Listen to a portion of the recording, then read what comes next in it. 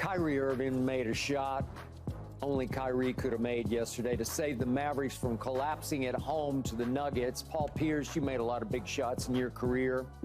Ever seen anything like that one? A hook shot from free throw. I've seen Kareem make that a few times. Yeah. I mean, but that was the only shot given to him. That was a runner, though, right? Yeah. I mean, it was a running hook, though. Yeah, that was a running hook. I mean, Magic did that a lot in the Forum, you know. So, I mean, if you look at the play, that was the only shot he had, because once he got it and he started driving left, Joker was sitting on his right. So he couldn't even step back. So it was all in the flow. And if you know Kyrie, I've never seen half the layups that he's made. You know, it wasn't like Kyrie went into this saying, I'm going to throw up a hook. The reason he shot a hook is because he has great instincts, Skip. And as a hooper who knows how to put the ball in the basket, that was the only shot he had. I mean, how many times have we seen Kyrie look like he had a clean layup to come on the other side with a left hand and throw it up and it goes in somehow? I mean, because he has some of the greatest instincts and he's one of the most skilled players we've ever seen. And so that didn't surprise me right there. I thought he was in the middle of the free throw line. Look, he was on the edge, though. He had no other shot. He had no other shot unless he did a scoop. I mean, but he threw up a hook because of his instincts and his skill level is so high that, I mean, that didn't shock me that Kyrie made a shot like that. Nor does it ever shock me again. The layups, his layup package is unmatched that we've ever seen in NBA history. Half of those we've never seen. So it didn't shock me one bit that he made a shot like that. Like when he threw it up, I was like, oh, okay. But that's pretty much with half the shots that Kyrie does at the rim. So so it's not That wasn't luck. No, it wasn't luck. No, not with Kyrie. You think he practices that shot? He doesn't practice half his layup package, does he? He doesn't have a guy in there playing defense like jump with two hands on the side. I'm going to flip it up. Yeah. He doesn't practice that. That's great instinctive basketball. It looked like a different type of hook, though, because it looked like he spent the ball or something. At the end, it turns into a push shot. Yeah, like he starts to hook it, and then he just pushes it. It looked like he did something different with his hand. That's just natural instincts right here. Look, I'm going left. Joker's sitting on my right. So that's got to be it's 1 second. That's all he got. That's all he got right there. My point is, what player other than Kyrie would have the guts to try that at the buzzer? Well, I'm saying now. All right, today? Yeah. I don't know. I don't know. I know if it was LeBron and he missed, we would be criticizing him. But Bron is probably the only one that's, I think, capable of making something like that with his left hand. Maybe. Well, he's naturally left-handed. Yeah, he's naturally left. I think he's probably the only one in the league capable of making that shot. Outside of that, I don't know. James Harden? No? Maybe James Harden. Maybe James Harden, yep. That's another one. This is just me. I've never seen anything like this still young man. The handle, the creativity, the body control, all those things you talk about, those reverse layups, that this is even before your guys' time, but back in the day of the Globetrotters, when it was Meadowlark and Goose Tatum, back in my day, listen, they were the... Curly Neal. I've seen the Globetrotters a couple times. Did you back in the day? Yeah, listen, I was a kid. When they came to Oklahoma City, when I was growing up, that was the show of shows. Yeah. Because Meadowlark could do things with the basketball that were magic, like truly magical. He'd shoot hook shots during the game from half court and make them routinely, little baby hooks. Right. And I'd say, I don't know how you can do that. We tried to do it. You can't even get it. You can't even hit the rim. How much time off? So hold on just a second. So Kyrie is like the ultimate globetrotter playing today. It's like he's from back in time playing today, and he's inventing shots that I don't think anybody would even try. I don't even think LeBron would try that shot. Maybe if you got stuck, but he wasn't stuck. He just said, and remember, there's a 7-footer lurking who can't jump, but he's still 7 feet tall, who knows how to play. He's a shrewd operator on defense. So he's even going to force it beyond what it could have been. Like he forced him away where you have to go farther left than you want to go. Right. And he didn't even hesitate. And it looks good to like it looked like a real shot to me. Yeah. Like there's no doubt about it. So what do you do in that situation if Kyrie had a few more ticks left on the clock? Does he go all the way to the cup at this point? You know, the clock was running down, but if there was a few more ticks on it, what shot does he take then? I think he gets to the basket with Joker on him. Looking at the angle where he caught it, wasn't that much spacing. I think he probably tries to turn the corner and probably the same shot but closer. How much time off? You know, he had time off a couple years ago in Brooklyn or whatever. Has this helped his legs to still be Kyrie over the time? Because he missed if you add it together, a season, basically? Yep. Did that help him still be who he is today? Yeah, absolutely. Kyrie's game doesn't rely on athleticism. It's pure skill. I mean, when you're talking about the ball handling and the layup package, when I'm sitting out, I'm not worried about am I jumping as high as I used to?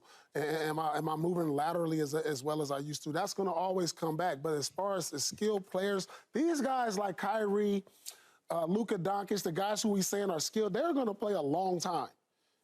Kyrie can play. I don't know what year Kyrie is in, but me watching Kyrie today, if I didn't know how old Kyrie, I would look and say he has probably like 10 years left. Yeah. Like, based on his skill and the way he shoots the ball. 10 years left? 10 years left. Look at this. Like, if you didn't know how old Kyrie was and you saw him play today, like, look, he can do this for another 10 years. So they got Luka and they got Kyrie. Why they sitting in the 7th spot? Because they don't play defense. I mean, not that the league plays defense. Your 2 best players are probably your 2 worst defenders. Your 2 best players. So who are you inspiring on defense?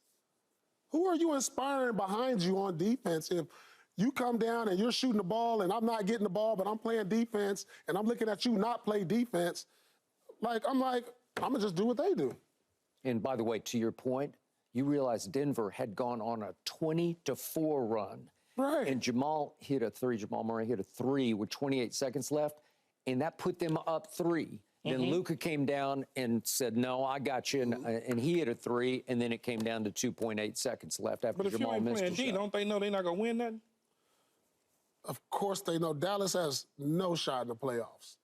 No shot. If you got to guard one of these high-octane offensive teams like OKC or a healthy Minnesota or even Denver, they're going to be a first-round exit. So how is it that we, the Lakers, can beat? Yeah, we. How can we beat OKC? How can we beat Minnesota? Out, Key. Where the pom-poms? No, it's 100. Everybody already know. We, just like you, Boston. Like, I'm just being honest with you. How can we decide to pop OKC at any given moment or do what we do to Minnesota if you're telling me that that the Mavs have no shot at all in the playoffs? I think we all are failing to realize, and we're so fixated on our old stars. And yeah, Luka's not an old star, but listen, man, you guys have to soak this all in. It's a changing of the guard we're seeing. These young stars are here. It's their league now.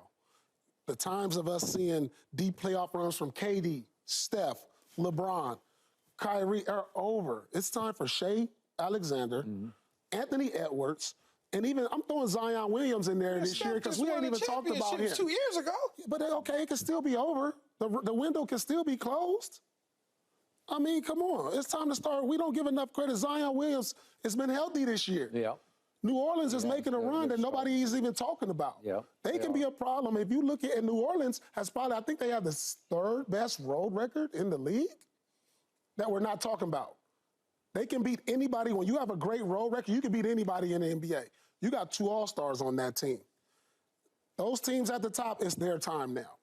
Let's start letting go of all these other stars, y'all. It's been a good run. We appreciate their greatness. All right. I love what they've done for the league. I love what they've done for the league. KD, all-time great. Bron, I love them. But it's time to start giving up to these other guys. Let's start shining some light on them. All right. Before we leave Dallas behind, I want to throw this at you. The Mavericks acquired Kyrie last year on February 6th. The thing that started to be blatant to me was in the 4th quarters when Luka and Kyrie played together last year down the stretch, total time together. Kyrie took 103 fourth-quarter shots to only 50 for Luka, and it looked to me at times like Luka was pouting, like, well, they got you to do this, you're the closer, you close. This year, it's gone to balance at least because they played 40 games together, and Kyrie's taken 181 shots in the 4th quarter, but Luka's taken 173. So he's starting to balance it up a little bit more where they're going, your turn, my turn, and they're splitting a little more of the time. And Luka looks happier than he did last year. That's what I've liked about them more because Luka's offensive skills are at at an all-time high. Next level. Yeah, next level. Like it's just basketball genius, like we haven't seen, because he is hard to guard, man. I think he'd be pretty hard for you to guard, to try to time him absolutely. up. Yeah. I mean, with the defensive rules today, you can't touch, you can't elbow nobody, no hand check. Of course, he's hard for anybody. Anybody that averages 35 points. Yeah. I don't care what era defender you are. You're tough to guard. He's a generational talent. I mean, I've never seen these numbers. 35. I mean, James Harden had a year like that. Yeah. What is he, 35, 10, 35, and 11? like 10 and 11. Let's just give him that. Let's round it up. But I don't think you can win a championship with that style of play, Skip. I think his ball usage, on-ball usage is too high. So it's a LeBron-esque sort of syndrome. When you have a player's usage that high, you're not getting so much out of your other teammates. It's hard to win a championship. We saw this act with James Harden in Houston, and it didn't get them a championship. No. We're seeing this act again over here in Dallas, the reincarnation of that. Man, they took Golden State down to the wire in the back end. If CP3 doesn't, hamstring doesn't go. I mean, it's so many what-ifs. There's so many what-ifs. You're talking about Chris Paul's if CP have a healthy hamstring, or you're saying they're going to win? They was going to beat Golden State. They was going to do that. And all that, right? I mean, I'm just saying, though. It's always something that comes up. Always something. But James Harden was right there.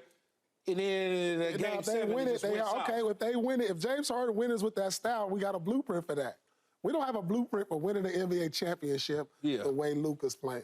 Okay, so of all the kids taking over, it's their turn. You didn't mention anybody in Denver, and they look like they're poised to repeat, right? Are they still that team in the West? They're that team. I don't see nobody beating Denver 4 times out of 7. In the West. In the West. Yes. I mean, you got a lot of great players, a lot of great teams, but when you got to go to Denver, and let me tell you, I'm not a fan of playing in Denver with that altitude.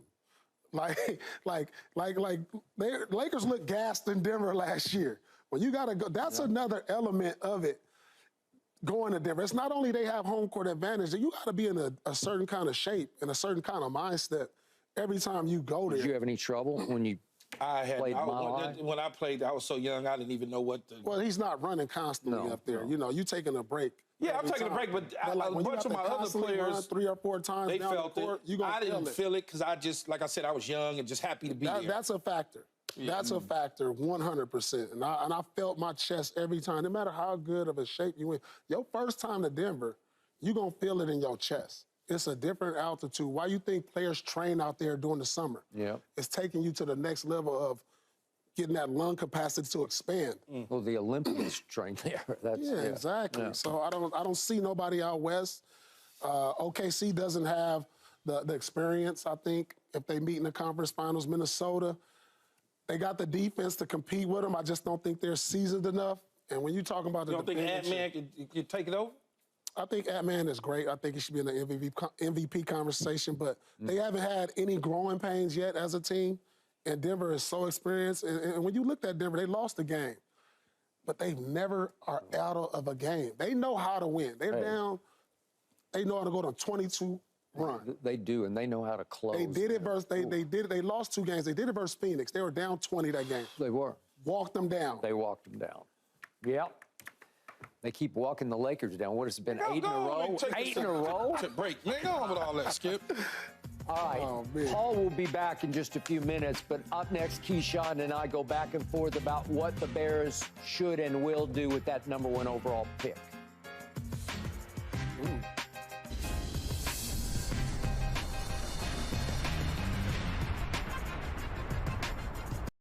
Thanks for watching, Undisputed fans. Do you want more highlights from the show?